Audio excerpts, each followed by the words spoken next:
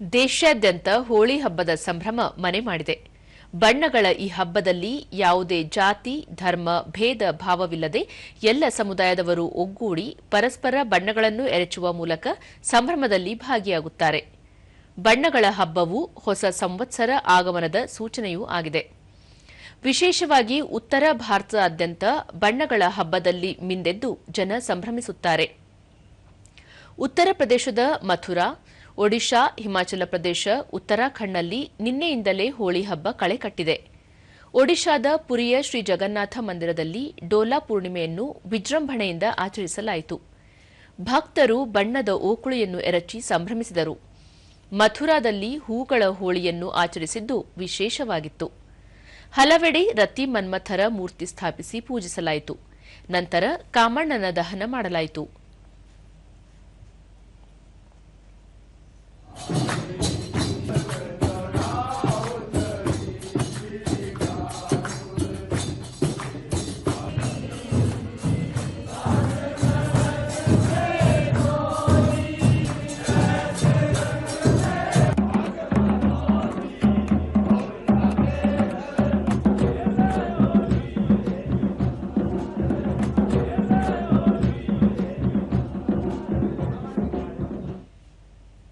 ಹೋಳಿ ಹಬ್ಬದ ಪ್ರಯುಕ್ತ ರಾಷ್ಟ್ರಪತಿ ದ್ರೌಪದಿ ಮುರ್ಮು ದೇಶದ ಜನತೆಗೆ ಶುಭಾಶಯ ಕೋರಿದ್ದಾರೆ.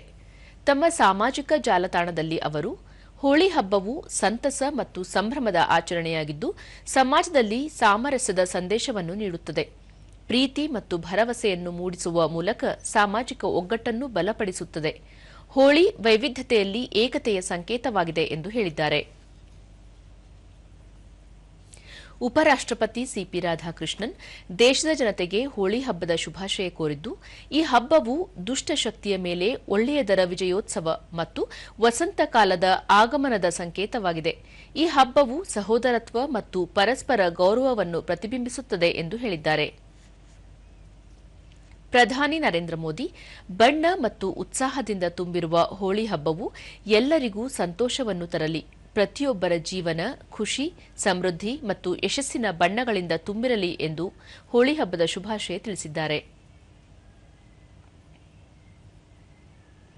ಕೇಂದ್ರ ಸಚಿವ ಪ್ರಹ್ಲಾದ್ ಜೋಶಿ, ಹೋಳಿ ಹಬ್ಬವು ಪ್ರತಿಯೊಂದು ಮನೆಗೆ ಸಂತೋಷ ಮತ್ತು ಸಾಮರಸ್ಯವನ್ನು ತರಲಿ ಎಂದು ತಮ್ಮ ಸಂದೇಶದಲ್ಲಿ ತಿಳಿಸಿದ್ದಾರೆ.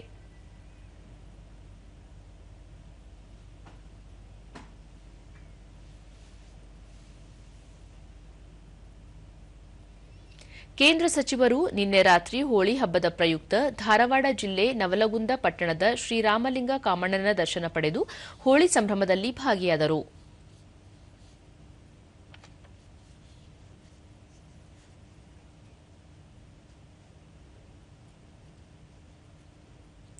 ರಕ್ಷಣಾ ಸಚಿವ ರಾಜನಾಥ್ ಸಿಂಗ್ ಹೋಳಿ ಸಂಭ್ರಮದಲ್ಲಿ ಪಾಲ್ಗೊಂಡು ದೇಶದ ನಾಗರಿಕರು, ವಿಶೇಷವಾಗಿ ಯೋಧರಿಗೆ ಹೋಳಿ ಹಬ್ಬದ ಶುಭಾಶಯಗಳನ್ನು ಕೋರಿದ್ದಾರೆ.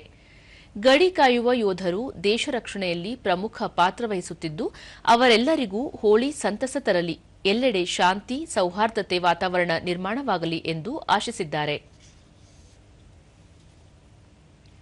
हार्दिक शुभकामनाएं देता हूं और देश की सीमाएं यदि सुरक्षित है हमारे देश के बहादुर जवानों के कारण ही विश्व में शांति स्थापित हो, यही हमारी देश की बराबर यह कोशिश रहती है.